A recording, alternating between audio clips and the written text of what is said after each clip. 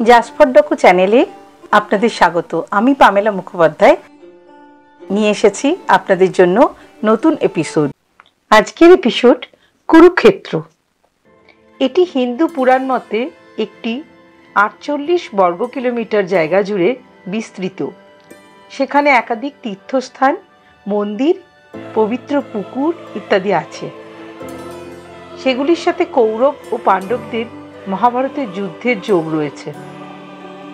যখন প্রথম হরিয়ানা রাজ্য ঘোষিত হয়, কুরুক্ষেত্র তখন ছিল কার্নাল জেলার মধ্যে।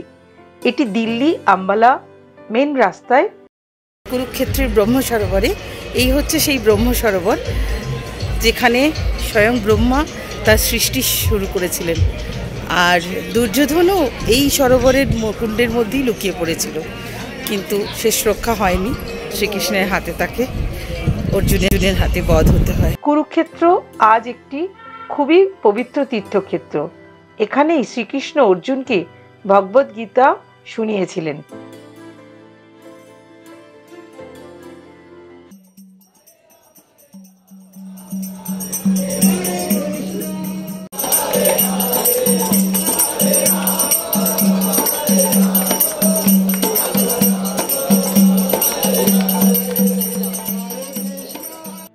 ঋষি মনু তার মনুস্মৃতি লিখেছিলেন।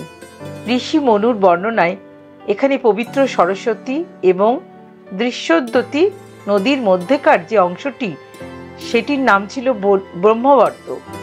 ভগবান ব্রহ্মা পৃথিবী সৃষ্টির আগে এই জলাশয়টি প্রস্তুত করেছিলেন, সেই কারণে এর নাম ব্রহ্মবর্ত। আমাদের ধর্মীয় আচারে জল শুদ্ধির জন্য এই জলাশয়ের জলকেও ততটাই পবিত্র মনে করা হয় যতটা অন্যান্য নদীর পবিত্র নদীর জল আছে। শ্রীমদ্ ভাগবত গীতায় প্রথম অধ্যায়ে কুরুক্ষেত্রের বর্ণনা হচ্ছে, যেখানে অর্জুন বিষাদ যোগ এবং ধৃতরাষ্ট্র বলছেন, ধর্মক্ষেত্রে কুরুক্ষেত্রে সমবেতা যুযুৎসব মামকা পাণ্ডবাশ্চৈব কিম কর্তব্য সঞ্জয়। যেমন সঞ্জয়কে বলছেন, ধর্মভূমি কুরুক্ষেত্রে যুদ্ধাভিলাষী আমার পাণ্ডুর পুত্রগণ একত্রিত হয়ে কি করলো?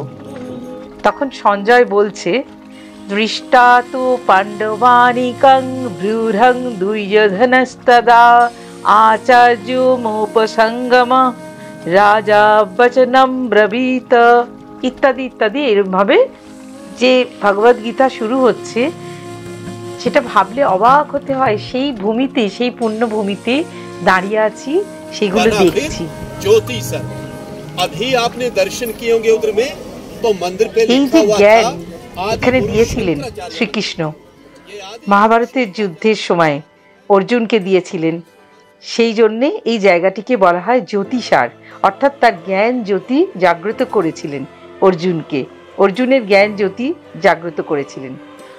অষ্টম শতাব্দীতে বিশিষ্ট হিন্দু জ্ঞানী আদি শঙ্করাচার্য জানান, এই জ্যোতিষারই সেই জায়গা যেখানে ভগবান শ্রীকৃষ্ণ অর্জুনকে ভগবদ গীতার বাণী শুনিয়েছিলেন। কুরুক্ষেত্রকে সারা ভারতবর্ষ চেনে তার মহান সাংস্কৃতিক ঐতিহ্যের কারণে।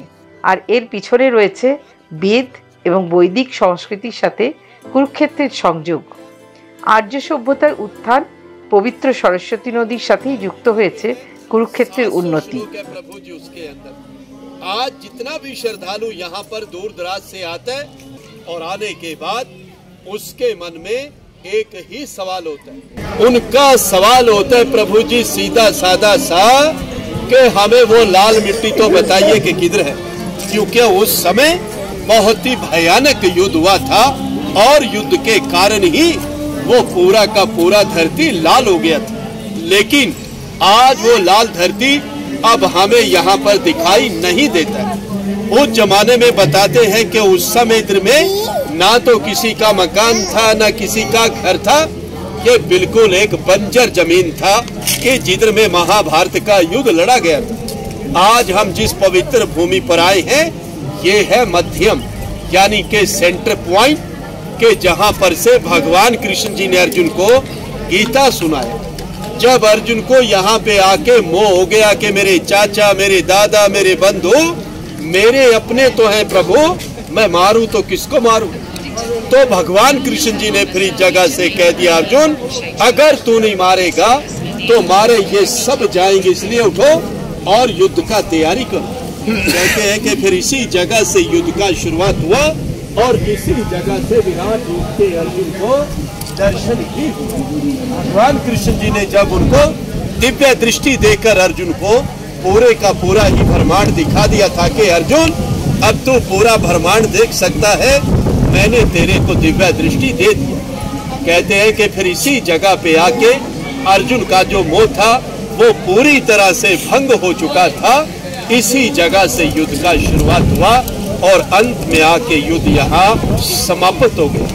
जिस पेड़ के नीचे अभी प्रभु जी दर्शन करके आए थे, जो रथ के सामने पेड़ था, ठीक उसी पेड़ के सामने ही भगवान कृष्ण जी ने अर्जुन को गीता सुनाया था और गीता सुनाते समय वो पेड़ भी सदा सदा के लिए अमर हो गया था और तभी उस पेड़ का नाम पड़ा अक्षयवट।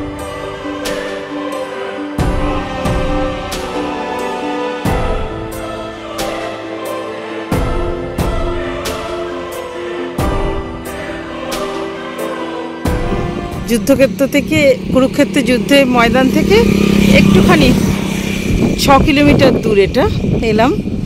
এখানে সেই বাণগঙ্গা মানে অর্জুন যেখান থেকে তীর ছুঁড়ে ভীষ্ম সরসজ্জায় ছিল শুয়ে এইখানে, আর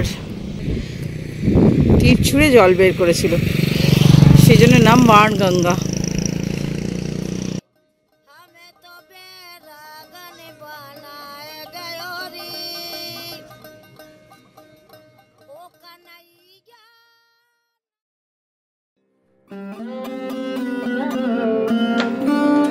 এখানে যে মিউজিয়াম আছে তাতে 2টি ব্লক আছে, মোট 6টি গ্যালারি আছে, প্রতিটি ব্লকে 3টি করে গ্যালারি।